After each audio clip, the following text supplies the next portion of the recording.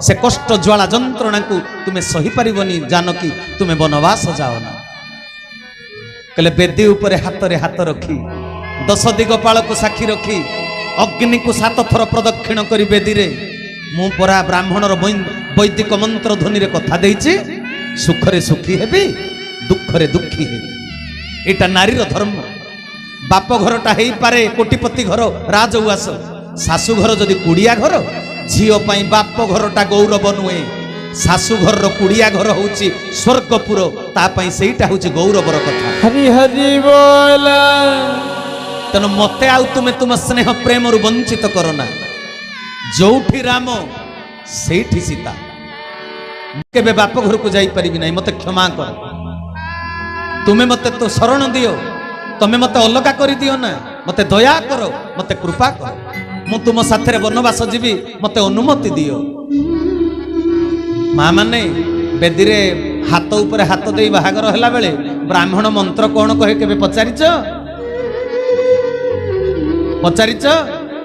आज ठारू तुमे मोर देवता मु तुमर पुजारिणी मोर किछि डिमांड नहीं तमे स्वामी हिसाब रे मते जोठी रखिबो मु सेठी रहिबी मते जहा दब ताहा खाइबी जहा दब ताहा पिंधिबी मोर कोनसी अभियोग नहीं मोर कोनसी चाहिदा नहीं एटा स्त्री करे शपथ आ स्वामी कोन शपथ करे जानिचंती आज ठारू तुमे बापा मांकर छत्र छाया तळु मो छत्र छाया को आसीच मु तुमर ग्रहिता तुमर सब सुख दुख को ग्रहण कली तेणु आज ठारू तुमर प्रोटेक्शन दायित्व होउची मोर मु तुमको केबे तम अंतर रे केबे दुख देबी नाही एटा मध्य स्वामी कथा देई आसे किंतु सासु घर को आसिला परे लव मैरेज करी 6 मास रे पुनी छाड़पत्र काई की हुए आज्ञा कथा दिया निया हे कि तो आसंती पुनी 6 मास रे छाड़पत्र काई हुए कथा रक्षा करि पारंती नाही माँ जानकी कहउचंती तमे राजा हेई थांत मु रानी हेई थांती गणकई वैष्णव पाल लिखिचंती माँ सीता कहउचंती होई थांत जेबे अयोध्यार राजा होई थांती काली मुहि राज राणे आजी जदि तुमे बनचारी हेब मुहे भी तुमर बनचारिणी होई थांत देवे अयोध्यार राजा होई थांती काली मोहि राजा बोलानंद कंद चरमनाथ की जय। माँ जानकी कहउचंती तुमे जदि राजा हेई थांत मु राज सिंहासन रे बाम पटे बसी बामांगी मु गौरवान्वित होई थांती अयोध्यार चक्रवर्ती राजा रामचंद्रंकर मु होउची पाट महिषी मु खुशी होई थांती आज तुमे बनचारी हेई जाउच मु बनचारिणी हेबी सेथिरे भी मोर आनंद अछि काहेकि आनंद जानिच स्वामी कहले काहेकि कहले स्वामी होउची सर्वश्रेष्ठ संपत्ति सावित्री अमावास्या दिन खोजंती दामिका साड़ी कि स्वामी जदि नहीं साड़ीटा कौनटा हम स्वामी थिले साड़ी मूल्य अच्छी हाँ कि नहीं जदि स्वामी नहीं दामिका साड़ी किसी मूल्य अच्छी तेरे स्वामी दरकार ना साड़ी दरकार स्वामी दरकार तेणु सजन वृंद वास्तव सत्य कथा को बुझीबार अच्छी हे साधु मंडली हे भारतीय संस्कृतिर महिषी माँ माने मन ध्यान दे कथा को श्रवण करिवे आम परिवार रे केबे झगड़ा हुअंता नहीं जदि सीतांको आदर्शटा को आमे बुझी जान हरि हरि बोला आमे बारंबार प्रवचन सुनुचंती किंतु सीतांको आदर्श रे जीवन को गढ़ी तोली पारू ना तेणु सजन वृंद माँ जानकी से दिन जाइचंती वनवास पुणी कौन कहिचंती जानिच कौशल्या कहउचंती मालो तू वनवास जीवु मो पुओ सहित कहले हाँ कहले जंगल रे कंटा झटा अरमारे पाद पड़िबो सेटा नगर नुहेलो मा सेटा होची जंगल तू राजकुल नंदिनी तू राजा घर खाद्य खोजिबुनी जंगल रे मो पुओ व्रत पालन करने को जाऊँगी जंगल रे तू कौन मागिले सी तोर डिमांड को फुलफिल करि परिबनी तोते देई परिबनी तेनु मो पाद छुई शपथ कर जे मो पुओ को जंगल भितर तू केबे किछि मागिबू नाही हरि हरि माँ जानकी से दिन कौशल्या पाद छुई शपथ कले सासू माँ तुम पाद छुई राण खाऊची जंगल रे मु तम पुओ को केबे किछि मागिबी ना हरि हरि बोला ଆଉ ଜଗତକୁ ଶିକ୍ଷା ଦିଆଗଲା ମାଗିବେନି ବୋଲି ଶପଥ କରି ଯାଇଥିଲେ, ଯୋଉଦିନ ମାୟା ମୃଗ ମାଗିଲେ ବିପଦରେ ପଡ଼ିବେ। ଏଇଟା ହଉଛି ଜଗତକୁ ଶିକ୍ଷା ମା ମାନଙ୍କ ପାଇଁ। ସ୍ୱାମୀ କି କିଛି ମାଗିବାର ନାହିଁ, ବୁଝିପାରୁଛ? କିନ୍ତୁ ସ୍ୱାମୀର କର୍ତ୍ତବ୍ୟ କଣ? ଘରେ କୋଉଟା ଅଭାବ ଅଛି ସେ ଦେଖିକିରି ସବୁ ପୂର୍ଣ୍ଣ କରିବେ। ହରି ହରି ବୋଲ। ଯଦି ଯିଏ ଅଭାବକୁ ପୂର୍ଣ୍ଣ ନ କରି ପାରିଲା ସେ ପୁରୁଷ ନୁହେଁ। କାହିଁକି? ଶାସ୍ତ୍ର କହିଲେ ଯହ ପୂର୍ଣ୍ଣ, ମନ ଦେଇ ଶୁଣନ୍ତୁ, ଶାସ୍ତ୍ର କହିଲେ ଯହ ପୂର୍ଣ୍ଣ ସହ ପୁରୁଷ। ଯିଏ ପୂର୍ଣ୍ଣ ସିଏ ପୁରୁଷ, ନହେଲେ ପୁରୁଷ କୁହାଯିବନି। ଆଉ ନାରୀ ମାଗିବନି କେବେ। ମାଗିଲେ ସିଏ ଭିକାରୁଣୀ, ସିଏ ଲାଇଫ ପାର୍ଟନର ନୁହେଁ, ସାଥୀ ନୁହେଁ। ଜୀବନ ସାଥୀ ପରା, କାନ୍ଧରେ କାନ୍ଧ ମିଳେଇ, ହାତରେ ହାତ ମିଳେଇ, ପାଦରେ ପାଦ ମିଳେଇ ବାଟ ଚାଲିବ। ନାରୀ ହଉଛି ତ୍ରିକାଳ ଦର୍ଶିନୀ। ନାରୀ ପାଖରେ ତ୍ରିକାଳ ଦର୍ଶନ ଅଛି। ସେ ସ୍ୱାମୀକି ପ୍ରେରଣା ଦବ ବିପଦରେ ପଡ଼ିଲେ। ସ୍ୱାମୀ ମୁଣ୍ଡରେ ହାତ ଦେଇ ବସିଥିବ, କହିବ କଣ ପାଇଁ?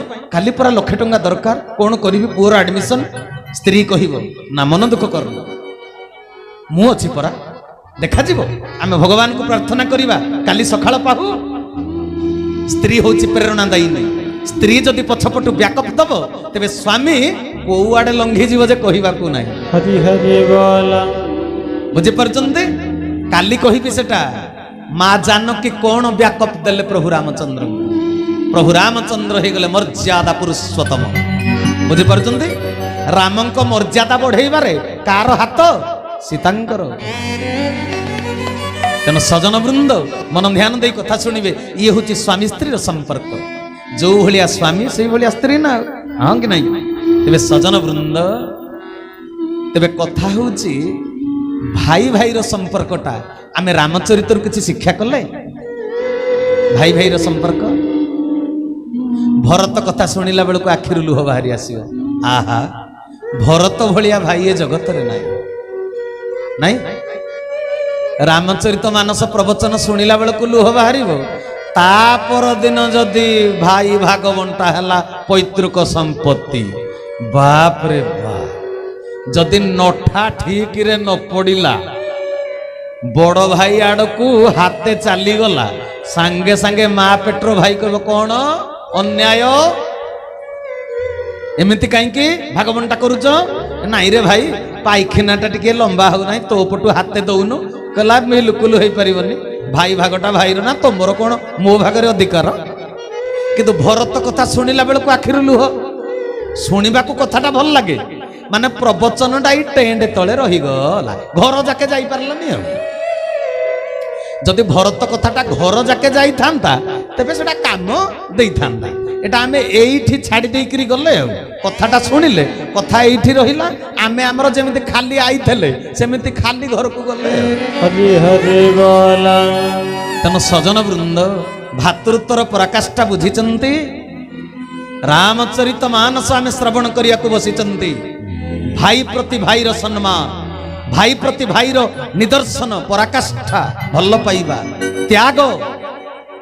ଭୋଗରେ ଜୀବନ ନୁହେଁ, ତ୍ୟାଗରେ ଜୀବନ ସଫଳ। ଏଟା କେହି ଜଣେ ବି ବୁଝି ନାହାନ୍ତି।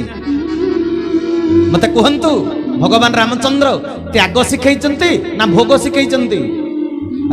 ରାଜସିଂହାସନକୁ ସେ ତ୍ୟାଗ କରିଛନ୍ତି ନା ଭୋଗ କରିଛନ୍ତି? କଣଟା ଶିଖେଇଲେ ଆମକୁ? ଆଉ ଏଇଟା ତ ଶିଖିଲେନି, ରାମଚରିତ ଶୁଣିଲେ କଣ ହବ? ଭଗବାନ ରାମଚନ୍ଦ୍ର ଯାଉଛନ୍ତି ବନବାସ, ବୁଝିପାରିଲ? ଅଯୋଧ୍ୟା ନଗରବାସୀ ଛାଡ଼ି ନେଉଛନ୍ତି ସରଜୁ ନଦୀ ପର୍ଯ୍ୟନ୍ତ। ସରଜୁ ନଦୀ କୂଳରେ ପ୍ରଭୁ ରାମଚନ୍ଦ୍ର କହିଲେ, ହେ ନଗରବାସୀ, ତୁମେ ଫେରି ଯାଅ ନା, ଆଉ ମୋ ସାଥିରେ ଆସ ନା। ରାଜ୍ୟବାସୀ କହୁଛନ୍ତି, ହେ ସତ୍ୟ ଶାନ୍ତି ଦୟାକ୍ଷମାର ପ୍ରତୀକ ରାମଚନ୍ଦ୍ର, ତମେ ରାଜା ହେଇଥିଲେ ଆମେ ଖୁସି ହେଇଥାନ୍ତୁ। ତମେ ପ୍ରଜାପାଳକ, ତମେ ରାଜା ହବ ବୋଲି ଆମେ ଚାରିଆଡେ ଅଯୋଧ୍ୟା ନଗର ସାରା ଆମ୍ବ ତୋରଣ ଦେଇଛୁ, କଦଳୀ ଗଛ ପୋତିଛୁ, ସମସ୍ତଙ୍କ ଘର ମୁହଁରେ ପୂର୍ଣ୍ଣ କଳସୀ ବସେଇଛୁ, ଶିବଲିଙ୍ଗରେ କ୍ଷୀର ଢାଳିଛୁ, ବେଲପତ୍ର ଦେଇଛୁ। ରାମ ରାଜା ହେଲେ ଆମେ ଖୁସି ହବୁ। ରାମ ହଉଛନ୍ତି ପ୍ରଜାନୁରଞ୍ଜନ, ପ୍ରଜାପାଳକ। ତାଙ୍କ ଭଳିଆ ରାଜା ଜଗତରେ କେହି ନାହିଁ। କେଡେ ଉଦାର, କେଡେ ସରଳ, କେଡେ ନିଷ୍କପଟ, କେଡେ ନିର୍ବିକାର।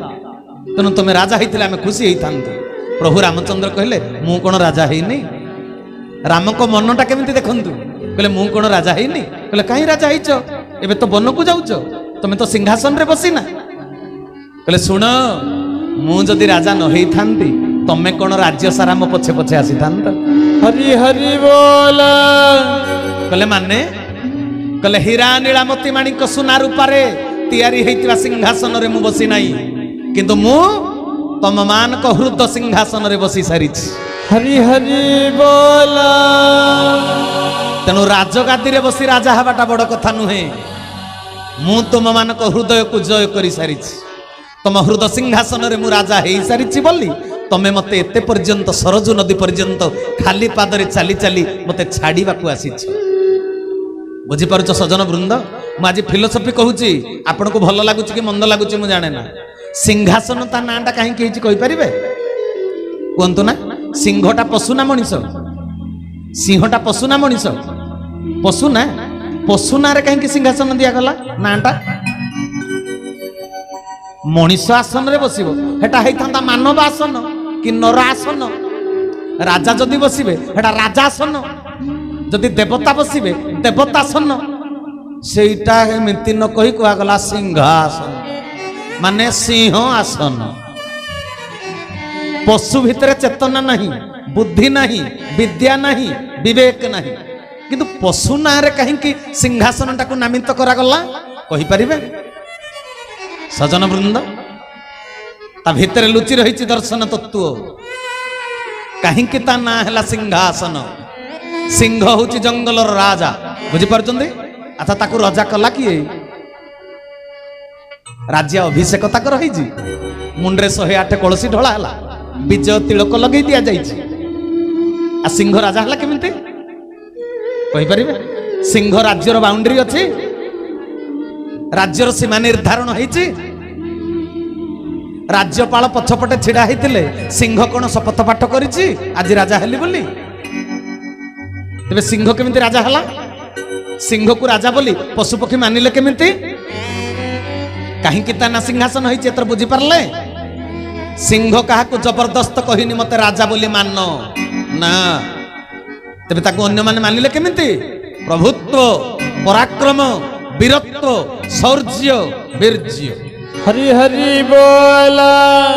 ତା ମହିମା ତାକୁ ଦେଖିକିରି ଅନ୍ୟମାନେ ମାନେ ରାଜି ହେଇଗଲେ, ମାନିଗଲେ ଯେ ଇଏ ହଉଛି ରାଜା, ତାର ବଳ ବହପ ଦେଖିକିରି। ତେବେ ୟାର ଫିଲୋସଫିଟା କଣ ବୁଝିପାରିଲେ? ତତ୍ତ୍ୱଟା ଯିଏ ସିଂହାସନରେ ବସିବ ସେଇଭଳି ହବା ଦରକାର। ଅନ୍ୟକୁ ଜବରଦସ୍ତ କହିବନି ମତେ ମୁଣ୍ଡିଆ ମାର, ମତେ ରାଜା ବୋଲି ମାନ।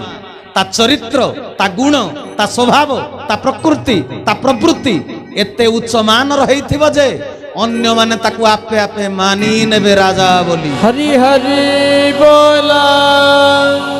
ସେଇଥିପାଇଁ ତା ନାଁ ହେଲା ସିଂହାସନ, ସିଂହ ଆସନ। ବୁଝିପାରିଛନ୍ତି? ତେଣୁ ହେ ସଜନ ବୃନ୍ଦ, କହିବାର ତାତ୍ପର୍ଯ୍ୟ ପ୍ରଭୁ ରାମଚନ୍ଦ୍ର ତେବେ ରାଜା ହେଇଥିଲେ ନା ହେଇ ନଥିଲେ? ସେ ରାଜା ହେଇ ସାରିଥିଲେ। ଆଉ ସେ ରାଜା ହେଇ ସାରିଥିଲେ ବୋଲି ତ ଭରତ ରାଜ ସିଂହାସନରେ ବସିଲେନି। ରାଜା ତ ହେଇ ସାରିଛନ୍ତି। ଭରତ ଷ୍ଟାଟିଷ୍ଟିକ୍ସ ନେଲେ, ଅନୁଶୀଳନ କଲେ, ରାଜ୍ୟବାସୀ ମତେ କେତେ ଭଲ ପାଆନ୍ତି, ରାମକୁ କେତେ ଭଲ ପାଆନ୍ତି। ଯେତେବେଳେ ଅନୁଶୀଳନ କରି ପର୍ଯ୍ୟବେକ୍ଷଣ କରି ଜାଣିଗଲେ ସମସ୍ତଙ୍କ ହୃଦୟରେ ରାମ ବସିଛନ୍ତି, କହିଲେ ତାହେଲେ ରାମ ପ୍ରକୃତରେ ରାଜା ହେଇ ସାରିଛନ୍ତି। ହରି ହରି ବୋଲ। ତେଣୁ ସଜନ ବୃନ୍ଦ ମନ ଧ୍ୟାନ ଦେଇ ମୋ କଥାକୁ ଟିକେ ଶ୍ରବଣ କରିବେ। କଥା ହେଲା କଣ? ପ୍ରଭୁ ରାମଚନ୍ଦ୍ର ବନବାସ ଗଲେ, ବଶିଷ୍ଠ ଋଷି ଲକ୍ଷ୍ମଣଙ୍କୁ କଣ କହିଲେ ଜାଣନ୍ତି? କହିଲେ ଲକ୍ଷ୍ମଣ, ଭରତ ତ ମାମୁଁ ଘରେ, ତମେ ଟିକେ ରାଜ୍ୟର ଦାୟିତ୍ୱଟା କିଛି ଦିନ ନିଅ। ଲକ୍ଷ୍ମଣ କହିଲେ ମୁଁ ଦାୟିତ୍ୱ ନେବି? ଲକ୍ଷ୍ମଣ ଶେଷ ନାଗଙ୍କର ଅବତାର ଜାଣିଛନ୍ତି ତ, ଅନନ୍ତ ଅବତାର। ତେଣୁ ସିଏ ଜାଣନ୍ତି ପ୍ରଭୁ ରାମଚନ୍ଦ୍ର ହଉଛନ୍ତି ପରମାତ୍ମା। ତେଣୁ ଚିନ୍ତା କଲେ ମନୁଷ୍ୟ ଜନ୍ମର ଲାଭ ଯଦି ଗୋବିନ୍ଦେ କରେ ଭାବ। ହରି ହରି ବୋଲ। ରାଜସିଂହାସନରୁ କଣ ପାଇବି? ଭାରତୀୟ ସଂସ୍କୃତିରେ ବଡ଼ ଭାଇ ବାପ ସମାନ, ଭାଉଜ ହଉଛି ମା ସମାନ। ବଶିଷ୍ଠ ଋଷିଙ୍କୁ ବୁଝେଇ ଦେଲେ ଲକ୍ଷ୍ମଣ। କହିଲେ ହେ କୁଳ ପୁରୋହିତ ବଶିଷ୍ଠ ଋଷି, ମୋ କଥା ଟିକେ ଶୁଣନ୍ତୁ।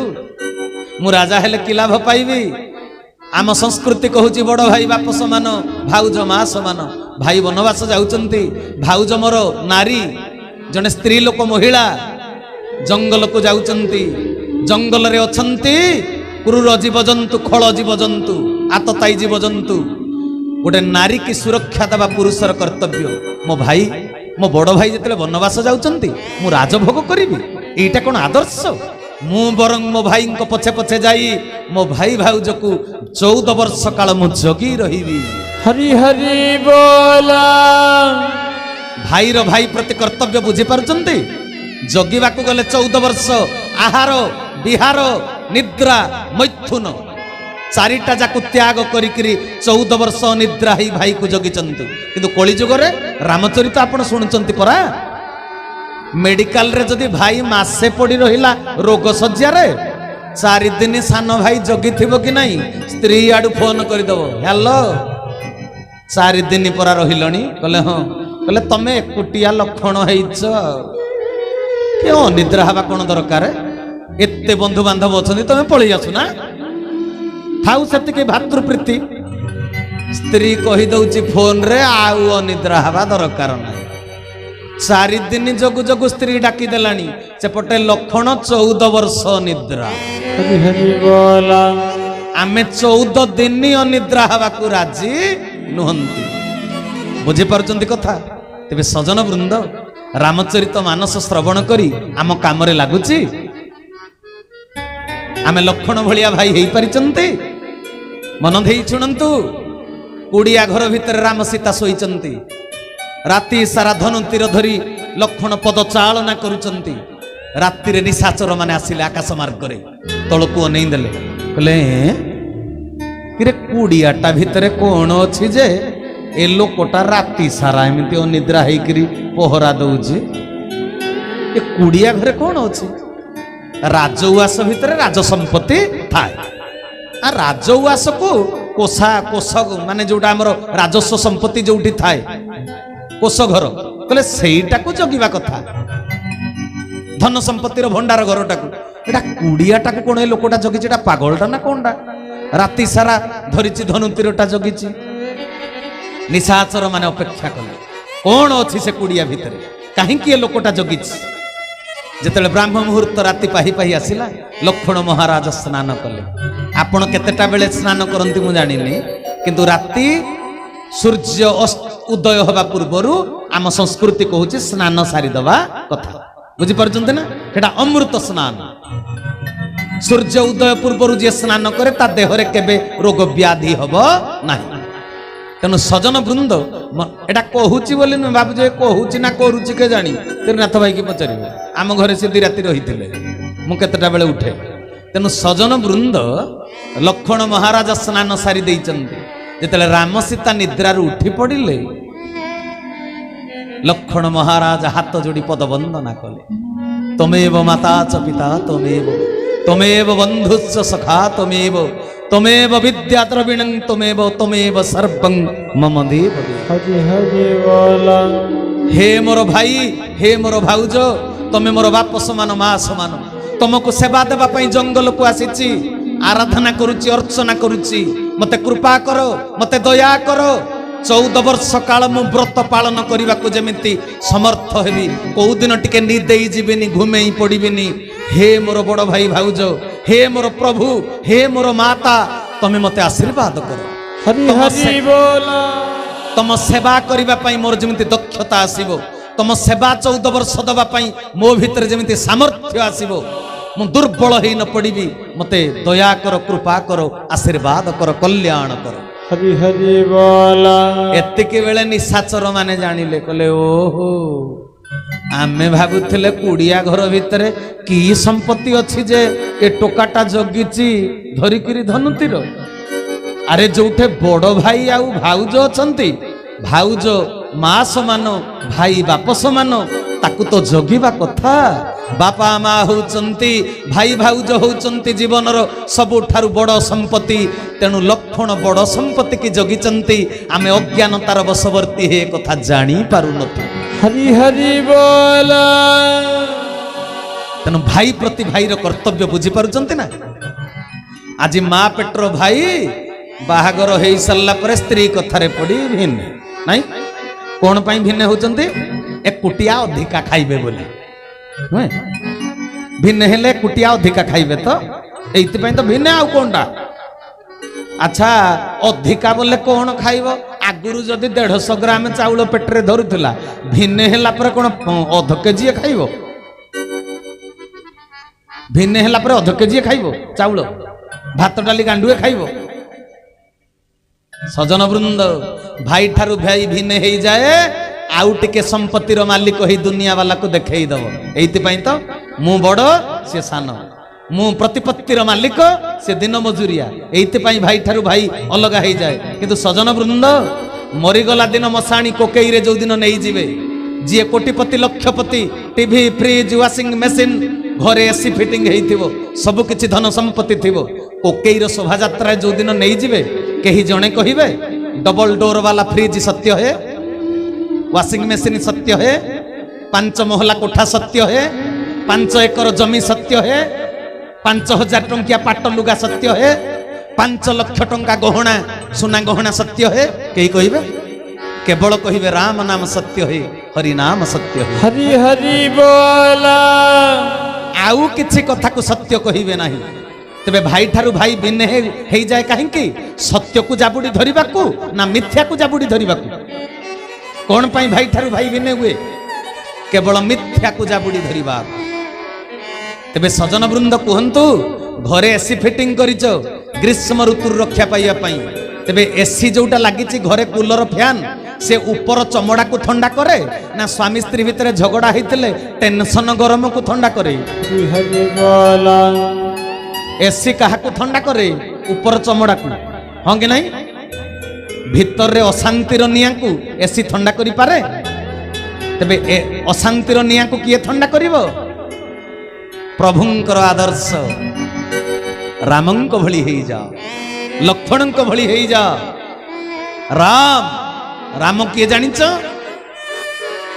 रा हैला किए रा शब्द रा अक्षर अर्थ होची रासेश्वर म होची मरणशील जीव राम नाम भितर दीटा तत्व अछि जीव परम से तत्व आड़ को पशिगले बहुत कथा मुझे तत्व कहूनी जहाँ जीवन दर्शन आम पारिवारिक जीवन रे जोटा काम रे आसीबो सेटा कहूची बुझी पारछंती ना कथा राम दुईटी अक्षर भितर किए अछंती जीव परम कौन पाई जानिच जीव ठारू परम केतेबेले अलगा नुहे हकारे खेलोई हरि रेकार रे मुही रे हकारे खेलोई हरि रेकार रे मुही रे तेणु हरि नाम गोटी महामंत्रे थाई रे तेणु हरि नाम गोटी महामंत्र थाई रे तेणु हरि नाम गोटी महामंत्र थाई रे बोल आनंद कंद भगवान की हरि ह हैला किए हरि रे किए जीव तेणु हरि नाम भितर जीव परम आउ रा हैला रासेश्वर भगवान मो हैला मरणशील जीव म्यान इज मोर्टाल जे मरे से होची किए जीव तेणु राम भितर लक्षण कौन ना सर्वगुणर लक्षण जा भितर पूर्ण से होचंती लक्ष्मण हरि हरि बोला बुझी पारे तेरे सजन वृंद मन ध्यान दे शुणु ये तो राम लक्ष्मण को कथा भरत कथा शुणु ना भरत मामू घर फेरी आसिले वशिष्ठ ऋषि कहले भरत रामंक अनुपस्थिति लक्ष्मण अनुपस्थिति राजगादी तुम दायित्व